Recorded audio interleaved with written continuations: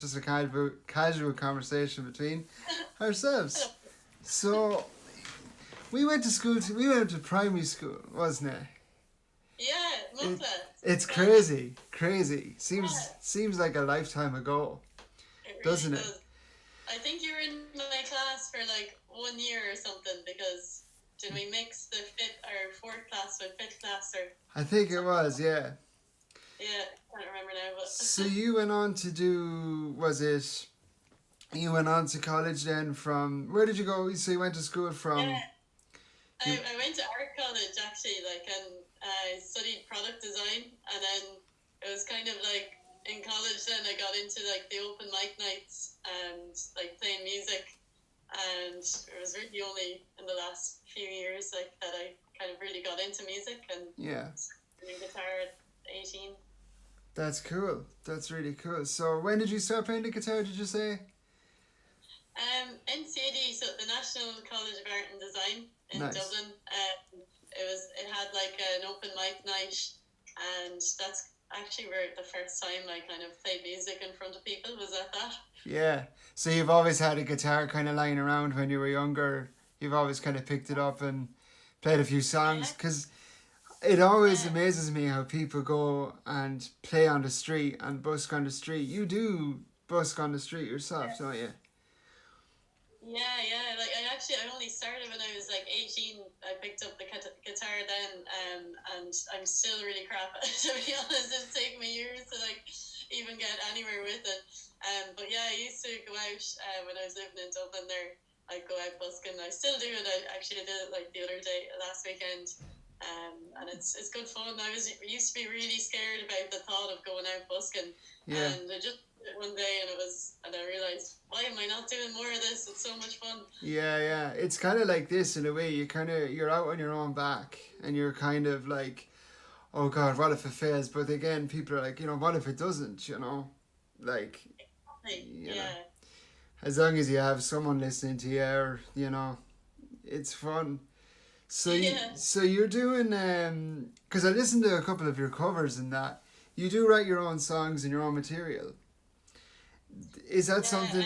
Yeah, Like I started writing in December, for like the first time, and then all throughout lockdown, I wrote the majority of my songs.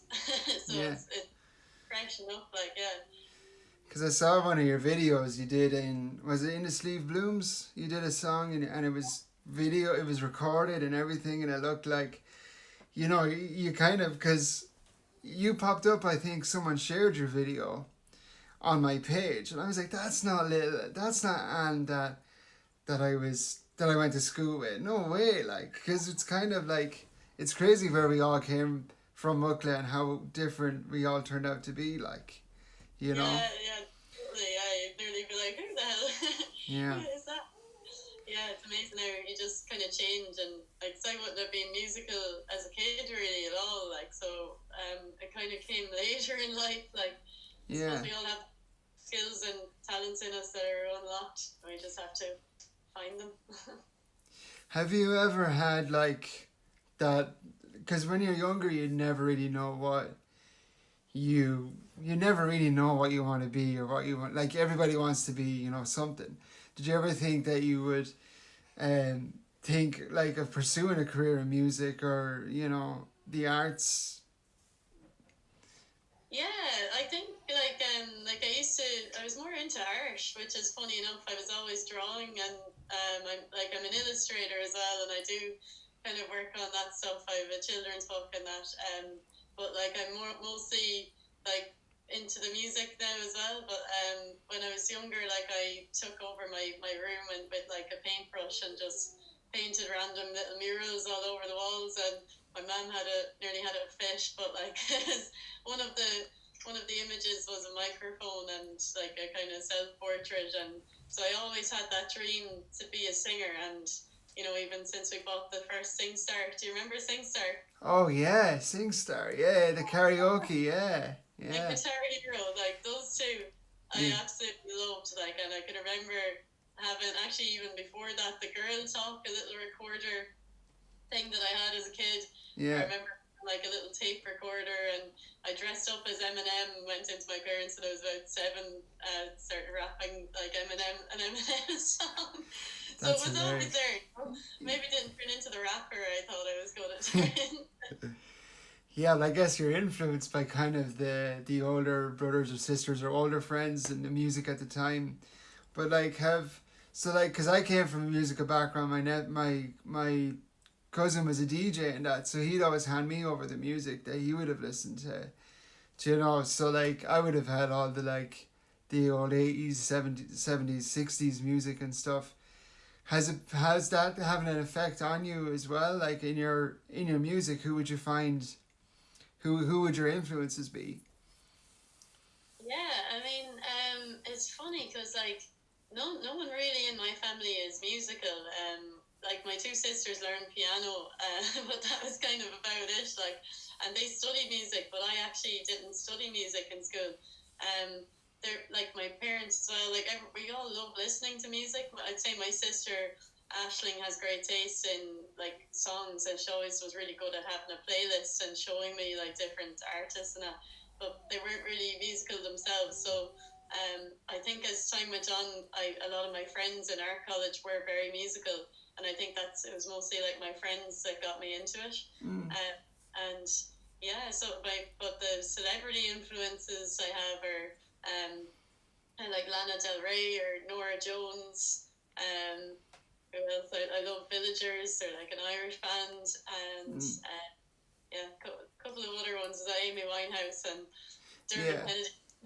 Yeah, so you have a big kind of yeah, like I mean, and Ireland is great for talents and like homegrown talent. Like there's people on YouTube there that even I've seen like people on TikTok that are Irish that are like, this is my album on Spotify or this is my songs that are on Spotify. I think like that's so great to see that, and this is all kind of came out of lockdown. So go back to the night that you did the your first stand up or your first mic night. What pushed you to say I'm going to give that a go? The first night I got up and sang, is it? Yeah. Um, I suppose like it was probably in college, like yeah, pretty much in college, and I got up on stage and I just decided to do two songs, like from that I used to play in my bedroom, and they were cover songs because I didn't write music at the time. Right. And I guess like I was probably very influenced by my friend at the time who was a musician, and I saw her doing it, and I was kind of like, maybe I can do it too. Like I love singing and playing guitar in my bedroom at home, and she's up there doing it, so why not give it a go? And Yeah. I did, and it was terrifying and like probably terrible as well, but like I just kept going, and I kept going to open mics then in Dublin, and if I couldn't play the guitar very well as well at the time, but I used to even sometimes do a cappella and just go up and sing, which is quite nerve wracking, but like I just managed to push myself to do it so I could get over the fear. That takes guts because a cappella is really like it's just you. It's just you. Like there's Yeah, nothing to kind of help you with it. I mean, like if you were to like give someone a guitar that has a couple of chords and knows that's comfortable, then some people hide behind the guitar, whereas a cappella is more kind of like, you know, it's just you. So did yeah. you? So you went from there to doing carry? Were you doing busking then, or just kept going with open mic nights? Kept going with open mic nights for nearly like a year, and maybe even a bit more, like on and off actually. Yeah, about 3 years on and off. But last year I was just constantly. I found myself nearly 3 times a week at open mic nights. So that's how I really progressed. And at those open mics, I just met so many musicians that would teach me things, and kind of became friends with a lot of musicians that kind of guided me to like where I am now as well. Yeah, that's it. Like I mean, you're really like you're really doing the thing, and like even meeting a community of people as well. Like because that's what it's all about. It's finding who your community is and where you fit. Because Dublin is such a vast place, and there's so many characters on every corner. There's so many different clubs, and hangout spots. So Is the music scene in Dublin, would it be as a competitiveness, or is it very welcoming? Like, would everybody be willing to give each other a hand out, or I think there's a mixture. Like, it's kind of like there's the odd person that I can feel is like looking at you as a competitor, and like, yeah, like especially I think with women are like female. There's not a lot of female singers. Like, well, there are loads of female singers, but there's kind of in those spaces in the bars and the open mics, it's nearly more. There's a lot more men there. So that I can find is a little bit kind of tense sometimes between female artists, like which is weird. But and we should be kind of pulling each other up, like instead of knocking each other down. But I've had that experience a little bit. But apart from that, actually, I've had a really positive experience with the majority of musicians I've met. And in Dublin as well, there's a great community, and there's like people that just like would really come together and understand each other and help each other up, and we do collaborations, and it's brilliant. But then like in every place, there's always kind of in every music scene, there's a lot of like alcohol and yeah, stuff like that. So like you can get, it depends on what group you get involved in, but there are certain select few people that are just in it for the music, which is yeah? what I There's probably a lot. There's probably a lot of it for, like, in it for the party lifestyle, and yeah. I'd imagine, and that's in everything. Like, it's horrible to see competitiveness, especially in something that you love doing. Like, if like I find it here as well in streaming, and in that community, and I think every community has its competitiveness or whatever. But I think as long as you find the good eggs, that's all that matters, really. You know. Absolutely. It's like every part of life, isn't it? There's always like a kind of select few that are the bad eggs, and then there's the good eggs as well. Absolutely. Depends on what them. So you do busk on the street then as well? Have you Yeah, done a bit of that? and actually, the first time I did that was probably about a year and a half ago. And I was walking. I was actually walking through the town, and I was kind of like, oh, I was a bit sick, I think, at the time too, and I was like, all right, I better get home really quick, like, and go to bed. And Yeah. walking through Merchants Arch in Temple Bar, and the guy that I was friends with back in college that ran the open mic, he was sitting in the archway playing the guitar, and I just heard my name being shouted at, like Yeah. Anna, Yeah. and so I went over, was like, oh, hello, how are you doing? Give him a hug, something we can't really do anymore. Yeah, it's crazy, isn't it? And just had a chat with him, and then he was like, "Do you want to play a song?" And I was like, I don't know. I've never done this before." And I just sat down and played two songs. Now they were probably brutal at the time, like, but it just gave me that confidence to do it. Yeah. Um, I actually would thank him for kind of pulling me into the busking scene. And anytime I'm in Dublin now, I bump into him and a couple of other guys, and they always call me over for a song. So I'd actually put it down to that person kind of pushing me and, like, asking me over to sing. That's kind of how I got my confidence up, really. So amazing how kind of one person's kindness can help you up a lot. Absolutely. I mean, and you see, that's all it takes, is that one person to say, you know, to find that kind of either diamond, whether it's a diamond in the rough, or whether it's just something that's like that spark in somebody. Like, how do you find busking on the street? Do you find, like, you get a lot of people that come in, give you that attention, or do you find that there's people that are just like, oh, that nearly would heckle you, maybe, or how would you find it? Would it be a positive experience for you? It's most of the time it's a really positive experience. To be honest, I have some brilliant memories of busking. Like, and what I found actually the nicest thing about it is that sometimes you can be playing and another busker comes over and joins you, or you go and join the other busker, or you find then you all of a sudden you have a band behind you, like, and That's like class. That's that's great. what about it sometimes, like, but then it depends, like, because I could go out and you could make a load of money and you could have loads of people around you and it's brilliant and everyone is dancing and having a great time, or you could go out and there's just nobody stopping, really, like, but it didn't happen too often. Like, most of the time someone would kind of stop or watch you, and I have to kind of think about it myself. If I put myself in their shoes, I wouldn't blame them for walking by, because sometimes you're busy and you're running to something and you actually Yeah. can't. But there's plenty of times I've walked past a busker and been like, oh, I love this so much, but I can't stay and Yeah, listen. I have to yeah. run. Because when I was in, we always go to Galway and Dublin and all that, and whenever we were down there, we're always like, I always say to Sinead, I was like, God, it takes guts to be able to stand out on a street. Like we were in Liverpool, and outside the Cavern, there was two guys on a guitar, one guy on the ukulele, and they were playing the Beatles songs outside the Cavern. It felt like nobody was listening to them, but as you were walking, the further you got away, more and more people were singing the songs that the busker was singing, you know? It had like a chain reaction of events, do you know what I mean? That's actually amazing. Yeah, it's Yeah, amazing how much you can impact with like a couple of songs. it's great. It's great. So you're doing a gig, I believe, tomorrow or Sunday? Yeah, Tomorrow. I nearly had to think about that way now. It's Friday, yeah. Friday, yeah, yeah. I'm playing on Sunday night. Sunday night. And how is that going to work with the whole distancing thing? I actually I'm so like kind of weirded out nearly by going up and playing live again, because it's been so long. But I'm playing in work bands, and it's kind of a night with like four artists all together, and it's called Women in Tune. Cool. One poet actually playing as well, so that'd be lovely. And they've it all in tables, so like no one is allowed to get up and go to the bar.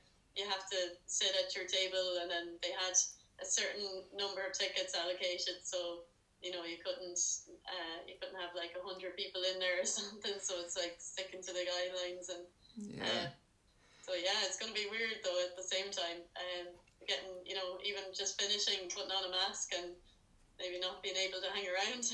Yeah, do you think that will be do you think that will impact the you know the atmosphere of the concert, or of the, if there's going to be 100 people there, and I'm not sure Workman's is a big area, isn't it? Would it be? Yeah, I think downstairs, yeah, it's quite big, so they'd probably be able to fit that many. I actually don't know how many really are going to be there, but it's all going to be in tables that are kind of far enough away from each other as well. So, and I think only 3 or 4 at a table or something like that.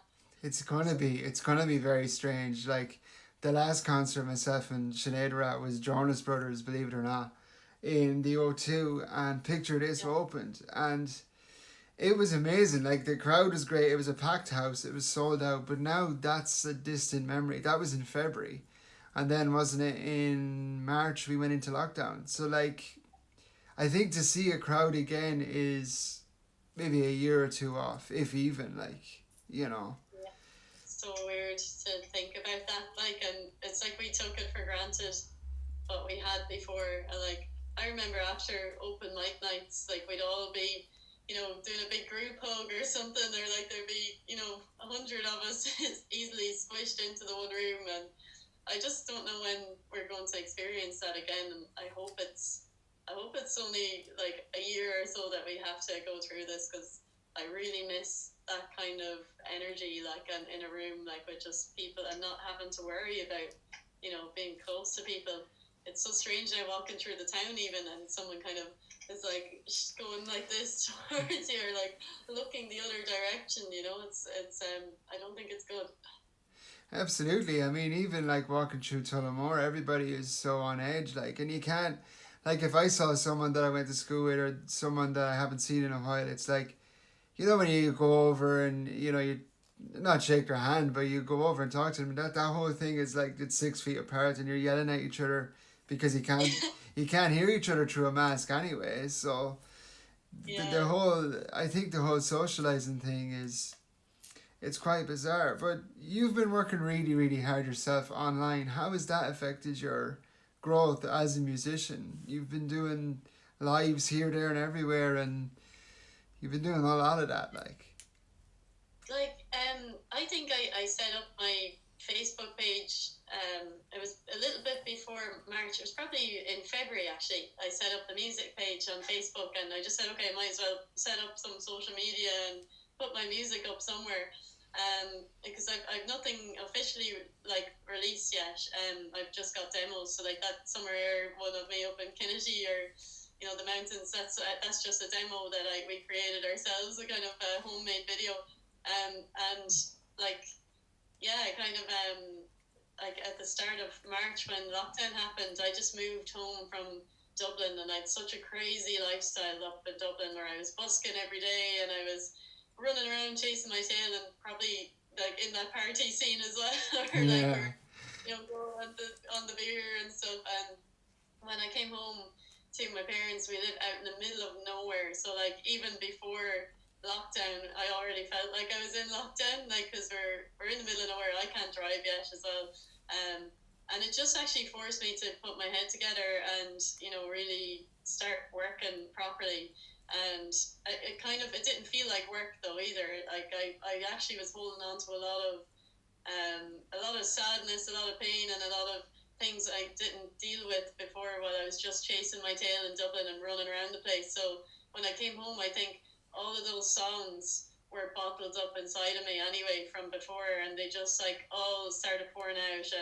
And I just started to fingerpick at the beginning of lockdown. So I was really like practicing that, and just trying to write songs. Like, and I'd about 2 songs written, say, before the lockdown, and then all of a sudden I had like 10 songs, and then I 15 and 20, and it kept going up. And nearly every day, I just had a good song that came out of me, and it wasn't ever forced. I just naturally, I think I needed to release it, kind of a thing. Yeah. And I went full for it. Yeah, I just put up the Facebook page, and I got a guy that does actually help me out with my marketing. And I met him at a songwriter group in Dublin, and his name is Rob, and he's just been amazing, kind of a guide to help, like with the Facebook page, and like putting out ads and stuff like that to help grow the business and grow the music. Yeah. So you did do like that was my next question. How do you find like because going from the hustle and bustle of Dublin, where you've lived for a while, back to Tullamore, you live outside Tullamore, and like how do you find going from that to just a quiet countryside? Sometimes musicians like to get away from the hustle and bustle so they can concentrate and write. You probably benefited from that hugely.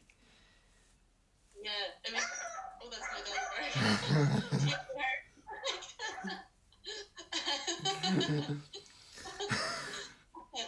I don't even know what she's barking at. She just It's barking all for her. good. It's all good. So, yeah, I think like I actually had such a culture shock when I came home, which is a weird thing to say, like it's my home, but like it was just like strange to go from everything being so fast to just everything totally slowed down. And it was really good, and I knew that it was really good for me. And I think I knew as well, even when I was in Dublin, that I needed that. Um, and it just changed me completely. I could even see I had like kind of almost like adult acne and stuff. Like, and then when I moved home, within like 2 or 3 weeks, I just started to completely like become healthier, and I was eating better at home, and like I was running and looking after myself a lot better. Um, and then yeah, that's where kind of the music kicked in as well, and that's where like really I started to just put myself out there more. Yeah, because I'd imagine like living in it's such a busy place. Whenever I go, I'm always like I love going up and I love going to the city, but Yeah, I'm always glad to get home and close the door and think, oh my god, how do people live up there? With busking and with like going to these open mic nights, I'm sure it's a real like run around and it's a rat race and all that kind of stuff. How would you find a time in Dublin or in your where you live? How would you find a time to have that quiet area and do your music and listen and writing and stuff like that? Have you gone to music classes or writing groups? You said you do the writing group, so explain a bit about what that is. yeah.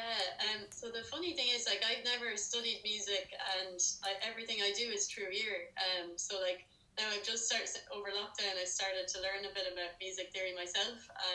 And I'm doing like piano lessons over Zoom with a teacher. But like before that, I literally just did everything through ear, and yeah. That's great. No, that's like, because even your music, it.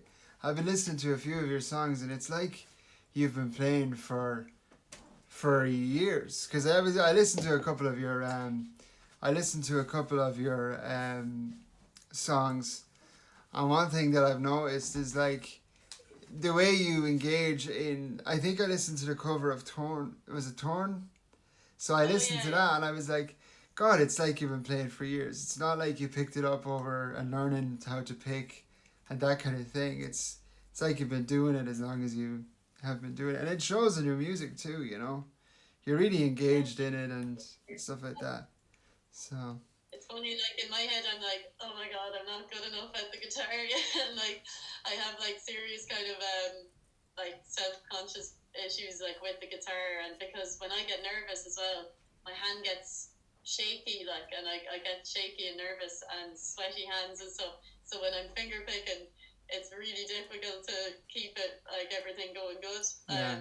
So sometimes when I'm like live, I find it actually quite difficult to keep like myself steady enough to play it properly and not make the mistakes. But Mm. um, How do you prepare yourself for?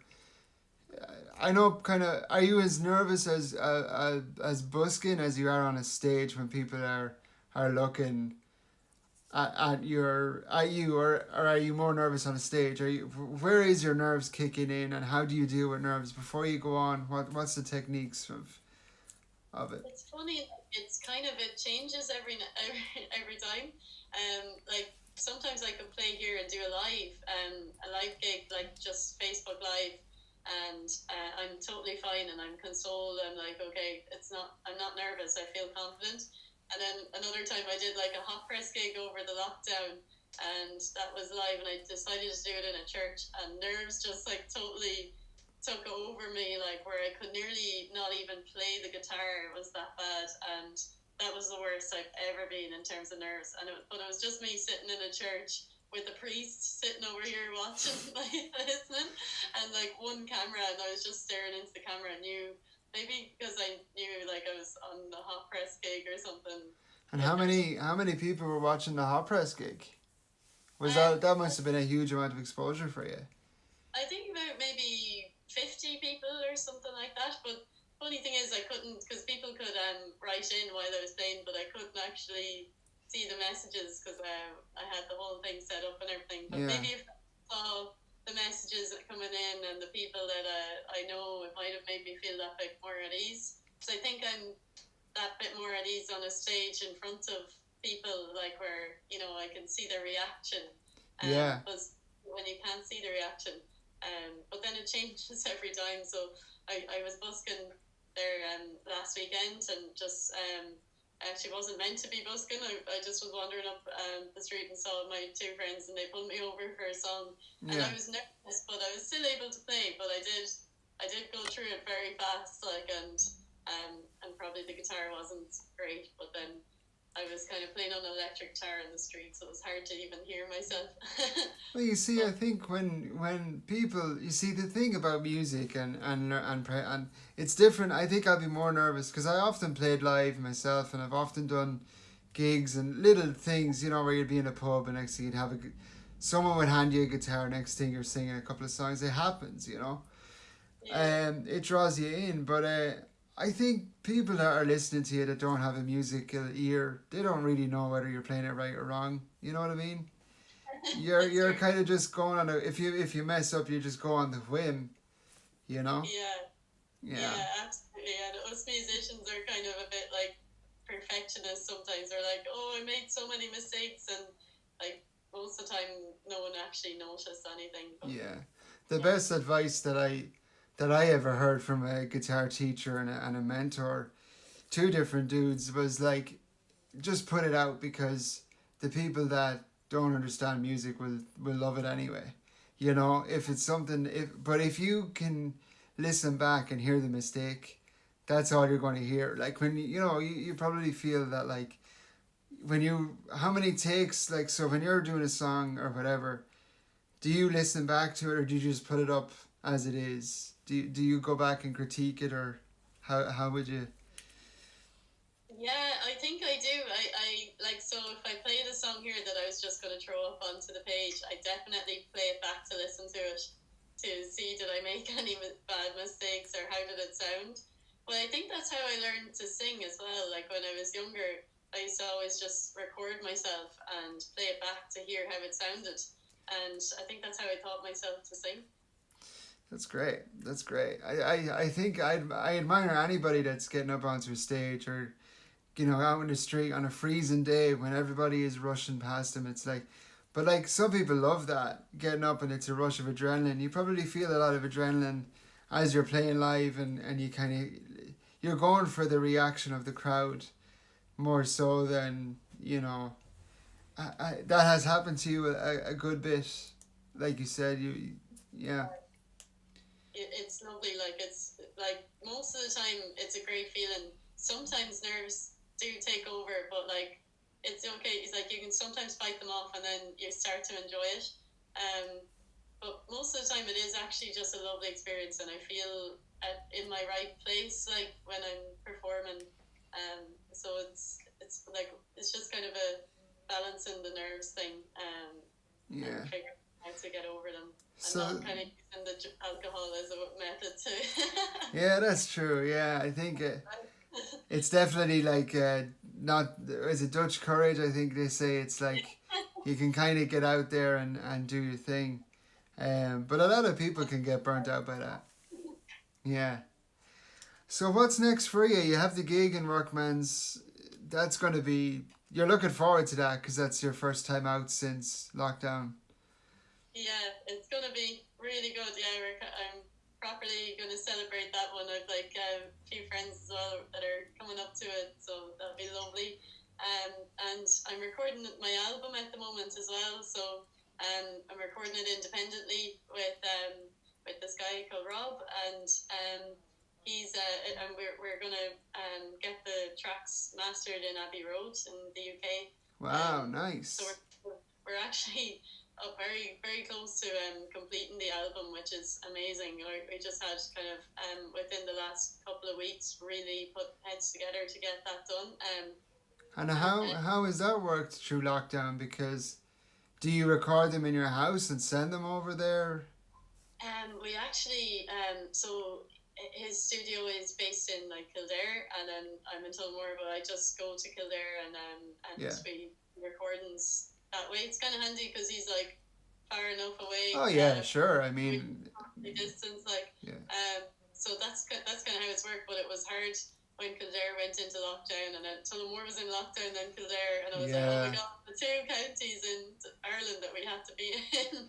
So how many? So how many? So you're doing this independently. So you're doing this out of your own back. Like you're not. Are you going to Yeah. go for a publisher then, or how are you going? Are you just going to sell it out of your own on the street? Trying to stay independent for as long as I can. To be honest, I quite like being my own boss with it. Like, and Yeah. so I don't know if I'd be interested in being signed and anytime soon. Anyway, maybe in Yeah. the future, won't close any doors.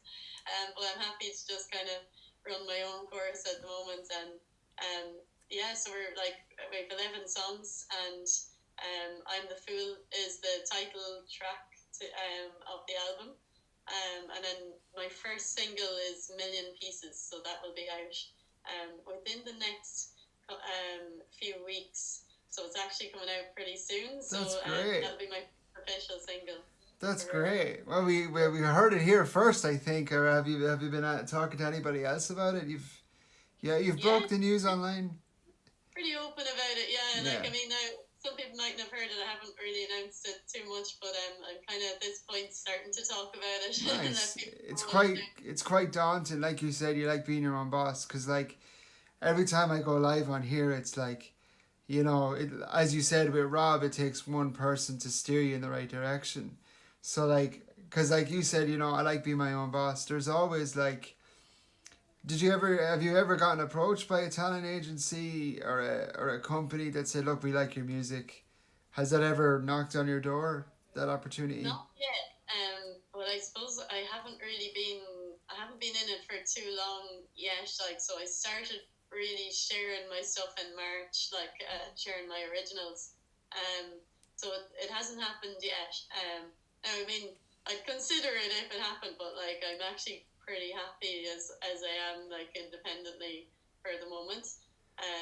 But sure, we'll see what happens in the future. I won't I say no to think that. I think as an artist, it is important to own your own music and to have the freedom of doing your own thing, because I think like if you once you start kind of saying, okay, I'm tied to a label, that's when I think the pressure is on you, and they'll be like, okay, the next one, the next one, the next one, because they're only after their sales, whereas you're in it for the love of your music and what you're influenced by, and you want to keep in that bracket of this is what I love doing, and then I think once you get signed by a talent agency, then you're like, oh my god, it's work now, you know?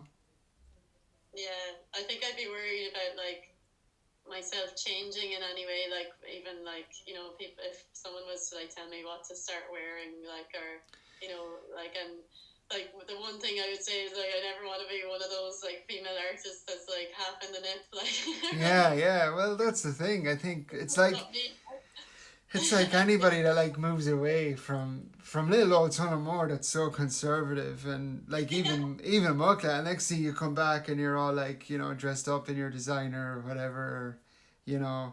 I think it does happen though. People change, but people lose out on who they are originally, like who they came, where they came from, and they lose sight of like the small community that they came from. You know. Yeah, yeah, absolutely, yeah. And I know there's some artists that have made it big, and they seem like they're still very like good-hearted people, and um, so I'm sure you're able to say the same. And I know as well, no matter what happens to me, I'll always like kind of love the simpler things in life, and there's nothing better to me than walking on your bare feet down a beach or something like that Yeah. with no worries. And like the material things aren't really like for me. Like I do like them. So I say with a piano in the back. Well, that's it. Most people are like, but most people kind of see it as like, the material things don't matter, but yet they lose sight of the simple things, as you said. Like, and plus, people that are really high in that business and in any business, they can't walk down the beach. They can't, if they wanted to walk down the beach barefoot, they'd have to buy out the beach for the day. Do you know what I mean? Yeah, yeah. And that can't be right either for like your own mental health or just your own, like even going to the shops, something so simple as going to the shops and meeting a fan, because then they'll scream and say, oh look, there's Anne Carmody, they'll be like, it's crazy to see where we can It's like all, an them or something. yeah, that's it, yeah.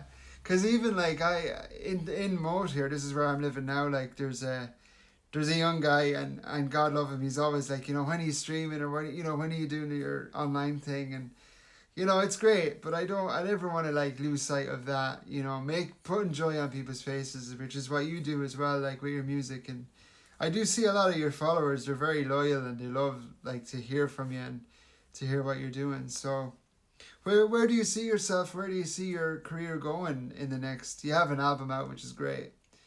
Where do you see yourself in the next year, or what's going on? So I mean, with the album, like it'll probably take.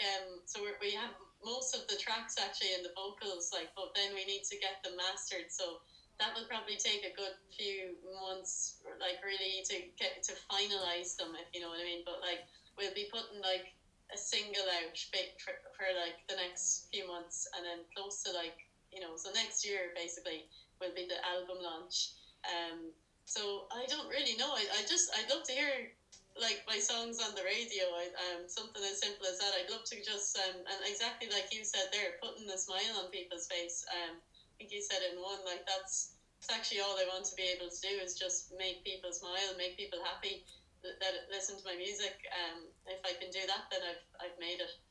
That's it, yeah, that's all you want to do is kind of make a difference, and Yeah, definitely make like a, oh sorry, make like a kind of an impact, and even if the impact is to 10 people or 100 people, that's what you've done. That's you want a positive outreach, and you want to brighten up someone's day, which is which anybody wants to do, especially now, um, with lockdown and all that kind of stuff.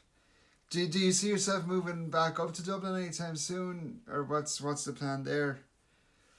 Yeah, I do see myself moving back to Dublin, but I'm going to still give it another bit of time. I think now I got the hard parts out of the way with the album. I'm going to definitely consider moving back to Dublin, but it might be January, February around that time. I'm going Yeah. to give myself the time. Also trying to learn to drive, which is like It's so expensive. do Yeah. that here rather than in Dublin. Yeah. Well, once you learn to drive, you can easily do a gig in an area, in Yeah. a remote area, and that kind of thing.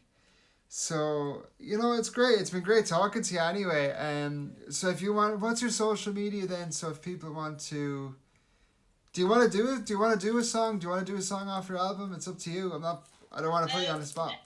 I mean, I don't mind. Yeah, I can do it. Yeah, work away. Yeah, absolutely. Yeah, if you want to do a song off your album, or if you want to, whatever you want to do. Yeah, I'll do a song off the album. So. Cool.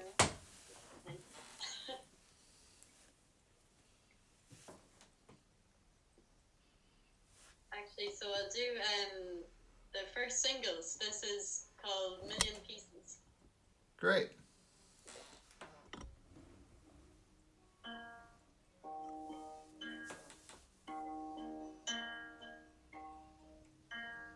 Drives in your car.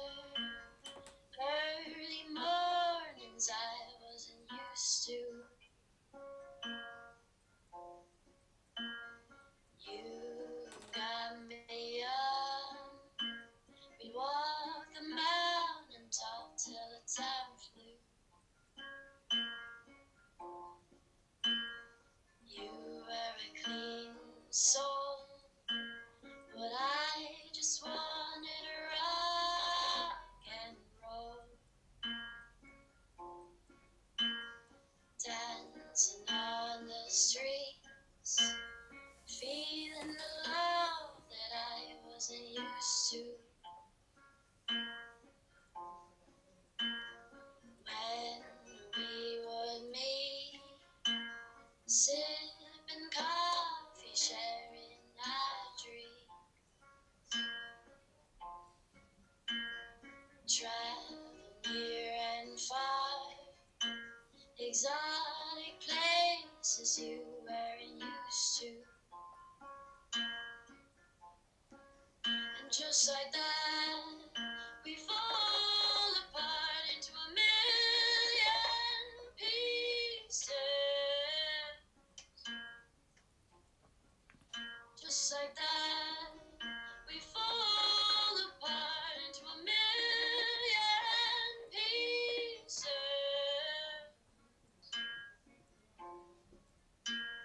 Fight and make up.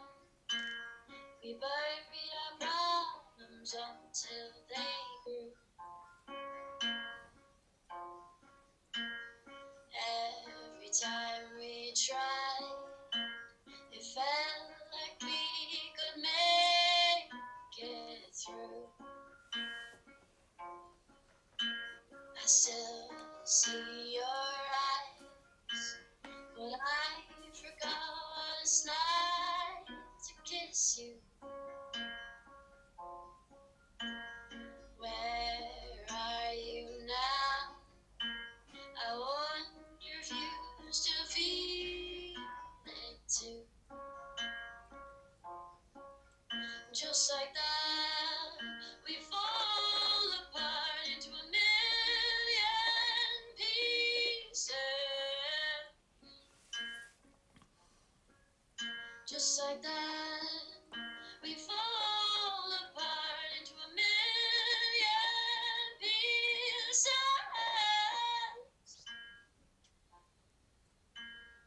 Tick tock, our time is up. Tick tock, our time is up. Tick tock, our time is up.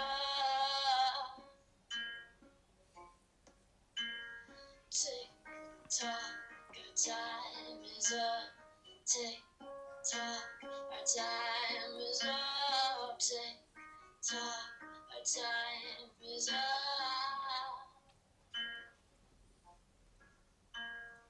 Just like that. That's great. That's fucking great. Honestly, that is amazing. Yeah. Thank you. Kate, did that come? Sometime. What? We must have a jam sometime. Yeah, absolutely. Yeah, I got the guitars over there. I have an acoustic here, and then I have an Epiphone SG, the electric, and I have a ukulele as well. So yeah, well, definitely we should definitely do something. Um, so did that come from a dark place, or what's is it a love song? What way would you? So it is a bit of a dark place, yeah. Well, it's like a breakup ballad, basically. But it's like about a breakup that happened a few years ago. But it's I never got to write about it. So Yeah. yeah, talks about the story and how it just obviously. It's kind of a very. It's kind of like it would remind me of like kind of like Lana Del Rey meets kind of Alanis Morissette kind of a feel to it. Yeah, It's really. Yeah, it's good. No, it's great. I like it. So the album will be released then in next year. Yeah, The nice. single will keep coming for the next couple of months, though. So the That, official launches of the singles are coming that's out. great. And will you be on? Will you have it on Spotify, or what way will it work? Yeah, so absolutely every platform. I'll just have it available everywhere. Yeah. Throw it everywhere. Absolutely everywhere. Yeah, that's all you can do. Like, Yeah, um, absolutely. that's great. So, what's your social medias for everybody? So, for the people that are here. Yeah, so the Facebook is Anne Carmody Music, and that's CARMODY, and there's Instagram, that's Anne Carmody Official, and what else? I have SoundCloud as well, so I have a couple of demos up on SoundCloud. I have a YouTube that is, I don't have an awful lot out on it just yet, but there will be a lot more coming. That's fine. Well, this interview will be on YouTube, and what I'll do is I'll tag your Facebook. Would that be easy for you? Yeah, that's perfect. Yeah, that's grand. It's a great chat anyway. I'm glad we did it. If you want to hold on there and I can chat you offline just for 1 second. But that is Anna Carmody. Check her out on Facebook, Anna Carmody Music. On That's Facebook, Anna Carmody Official on Instagram. Listen guys, thank you very much for tuning into the podcast. My name is TTV _ Kiki _ Kelly Niner. I do appreciate you for coming into the chat tonight. I hope you've had a good one. Hope you enjoyed it, and I hope you've had another perspective on what I'm trying to do here. So I appreciate you all anyway coming in. I'm going to cut the live. Have a good one, guys. Bye.